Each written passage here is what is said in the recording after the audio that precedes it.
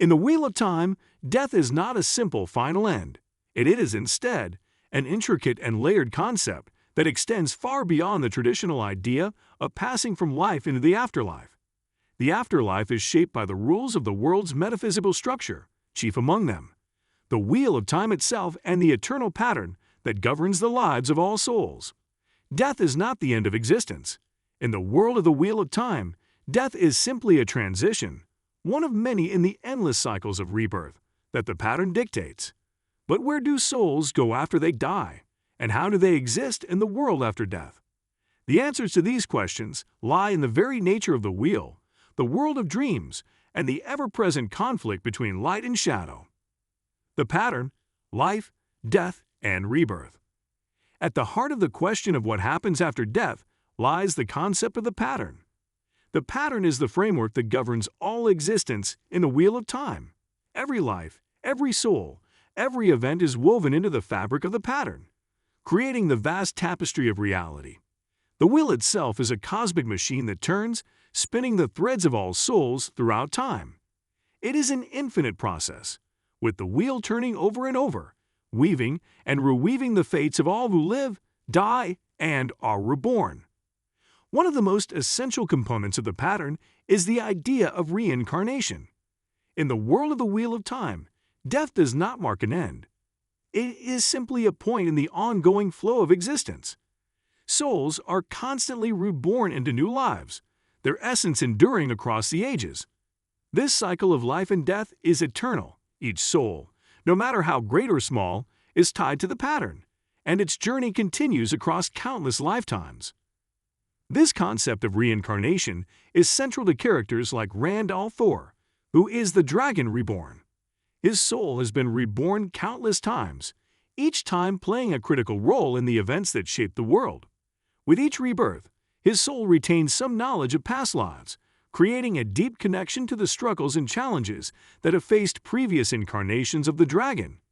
However, for the most part, souls are reborn with no memory of their previous lives, allowing them to start afresh and play new roles within the pattern. Tel'aran'rhiod. One of the most fascinating aspects of the afterlife in the Wheel of Time is Tel'aran'rhiod, the world of dreams. This is a space that exists alongside the physical world, where the lines between reality and dream blur. While the living can enter the world of dreams through sleep, it is also a place where souls linger after death. In Tel'aran'rhiod, the living and the dead can interact, and the boundaries of time and space do not function the same way they do in the waking world. After death, some souls find themselves drawn to Tel'aran'rhiod, existing in a liminal state between life and rebirth.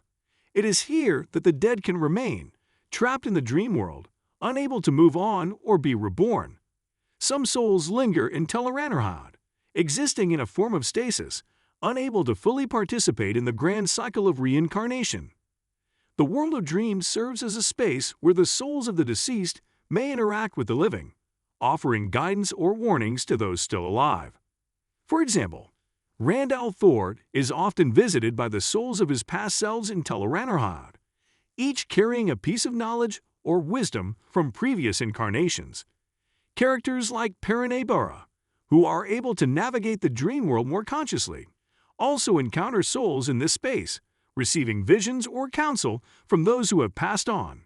In this way, Tel'aran'rhiod acts as a gateway between life and death, where the veil between the living and the deceased is thinner and communication is possible across this boundary. However, not all souls in Tel'aran'rhiod are passive. The dead can retain a sense of individuality and agency in this space.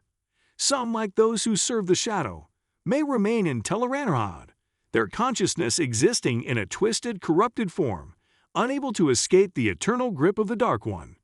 These souls are not allowed to be reborn. They are bound by the Dark One's influence and forced to serve him for eternity. The world of dreams, then, serves as both a sanctuary and a prison for the souls that pass through it. The Dark One's influence on death and the afterlife. The Dark One represents the antithesis of the wheel, seeking to unmake the very pattern of existence and prevent the eternal cycle of life, death, and rebirth. His goal is to destroy the wheel itself ending the eternal cycle of reincarnation and trapping souls in a state of eternal stasis. The Dark One's manipulation of death and the afterlife is one of the most dangerous aspects of his power. The Dark One can corrupt and twist the souls of the dead, preventing them from being reborn into the pattern. This is most evident in the Forsaken, who are powerful beings once bound to the light, but who, after succumbing to the Dark One's influence, become part of his twisted force. The Forsaken do not experience rebirth. Instead, their souls are trapped in a perpetual cycle of servitude to the Dark One, eternally bound to his will. Their immortality, granted by the Dark One's dark magic, is not a gift, it is a curse, as they are denied the chance to move on, to be reincarnated, or to experience peace. The Forsaken souls are effectively damned to serve the Dark One for eternity, while other souls are granted the opportunity to live, die, and be reborn. The Forsaken are locked in a cycle where death is only temporary. They do not find peace after death, and they cannot escape their roles in the Dark One's service. In the end, the Dark One's manipulation of death is a reflection of his goal: to unmake the very structure of the pattern, to break the cycle of life and death, and to trap the souls of all existence in a meaningless, eternal void. The Heroes of the Horn. Not all souls are trapped in the endless cycle of reincarnation. Some souls are destined for a special purpose, specifically the Heroes of the Horn of Valor. These are souls of legendary warriors, leaders, and champions who have lived extraordinary lives and earned their place in the grand design of the pattern. When the Horn of Valor is sounded, these souls are called back to life, their bodies restored, their minds sharp with the memories of their past lives. The Heroes of the Horn are unique in that they do not experience the usual process of rebirth. Instead, they are called upon by the Horn of Valor in times of great need, particularly during the last battle. They return to fight for the light, bringing their incredible skill, knowledge, and experience to the cause. When they are summoned, they return as they were in their prime, their physical bodies restored, their souls free from the normal cycle of death and rebirth. While they are only temporarily brought back into the world, their return is a crucial part of the larger battle between light and shadow. The Heroes of the Horn are a symbol of the recurring nature of the pattern, showing that even in times of crisis, the forces of light can call upon the wisdom and power of those who have come before.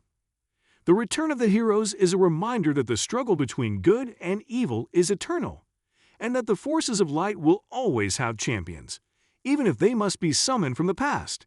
The Unmade and the Forsaken. The Dark One's influence over death goes far beyond merely corrupting souls.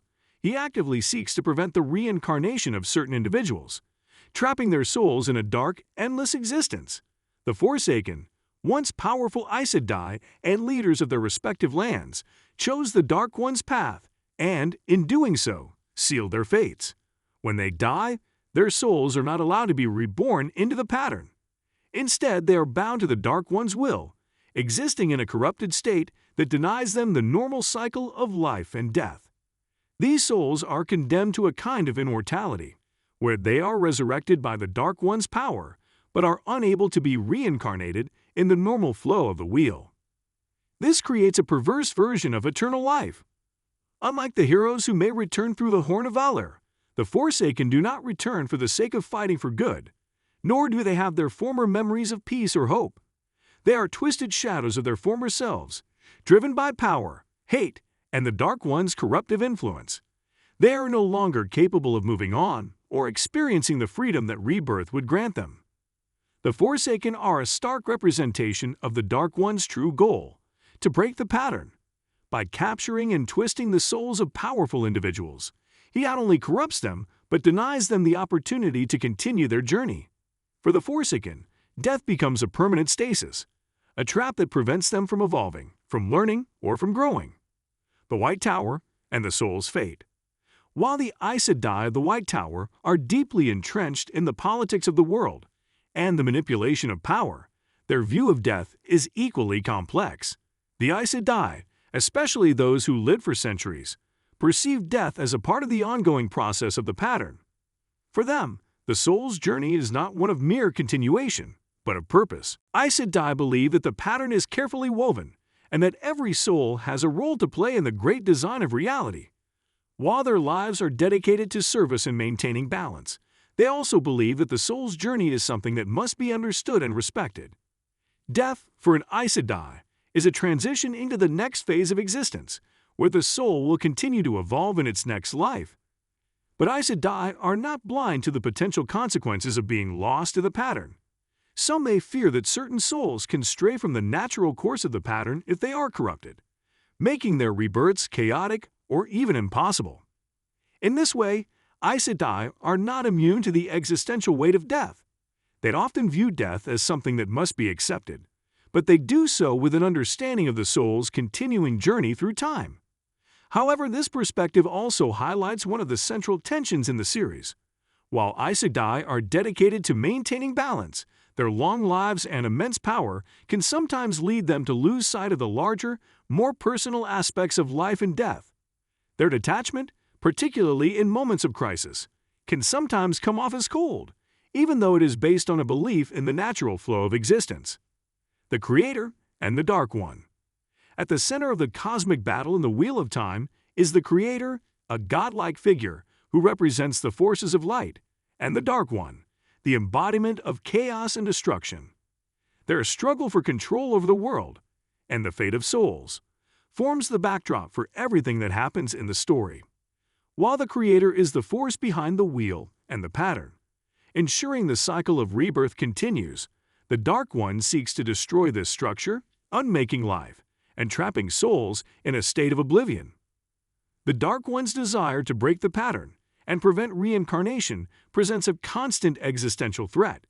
If he succeeds, souls would cease to be reborn, and the eternal cycle of death and life would come to a screeching halt. The Dark One's power over death, especially through the manipulation of corrupted souls, like the Forsaken, illustrates his desire to completely sever the connection between souls and their rebirth, locking them in an eternal state of suffering. The Creator, on the other hand, represents a force that maintains the pattern, ensuring that the world continues to turn and that souls are given the opportunity to fulfill their purpose. However, the Creator's influence is more passive than active. The Creator sets the pattern in motion, but does not directly intervene in the lives of individuals. It is up to those living in the world to find their own path within the framework of the pattern and fulfill their roles. This cosmic balance between the Creator and the Dark One forms the core conflict of the series, and the fate of the souls depends on which side ultimately prevails. The role of the Ashaman. While the Wheel of Time focuses heavily on the Aes Sedai, the male channelers, known as the Ashaman, also play a pivotal role in the metaphysical landscape of the series. For men, their relationship with the One Power and death is complicated. Men who can channel the One Power are often burdened by the taint of Satan, the male half of the power, which was corrupted by the Dark One during the breaking of the world. The effects of the taint make the male channeler's relationship with death far more immediate and brutal. Every man who can channel is at risk of madness, and often this madness leads to self-destruction. The male Ashaman are tasked with holding back the forces of the shadow, but many struggle with their own internal battles. The specter of death looms large for them, and their lives are often marked by a sense of impermanence. What happens to the souls of male channelers after death is a significant question. Some Ashaman, like those who fall to madness, are simply lost to the pattern. They are corrupted and unmade, their souls damaged by the taint and their death, preventing any possibility of rebirth.